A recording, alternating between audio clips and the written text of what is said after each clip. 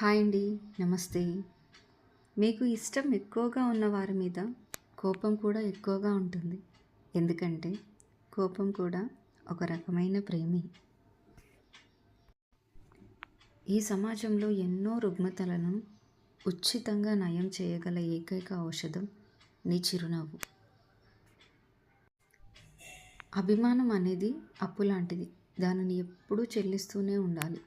గౌరవం అనేది సంపద లాంటిది. దానిని ఎప్పుడూ సంపాదిస్తూనే ఉండాలి.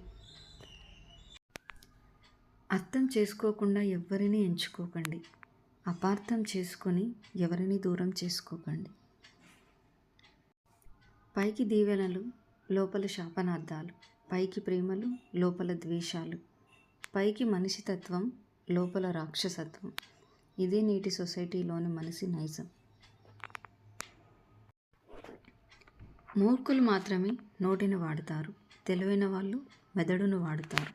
వివేకవంతులు మనసును వాడుతారు. సంస్కారవంతులు మౌనాన్ని వాడుతారు. మన కోసం మనం బ్రతకడం ఎప్పుడో మర్చిపోయాం. సమాజం, బంధువులు ఏమనుకుంటారు అని బ్రతుకుతున్న రోజులు ఇవి. భుజాల మీద ఉన్న బరువుని బలమున్నోడు ఎవ్వడైనా మోస్తాడు. కానీ మనసులో ఉన్న బాధని, బంధాల విలువ తెలిసినవాడు ఒక్కడే మోయగలడు. ఆ బంధం ప్రేమైనా, స్నేహమైనా, మరి ఏ బంధమైనా.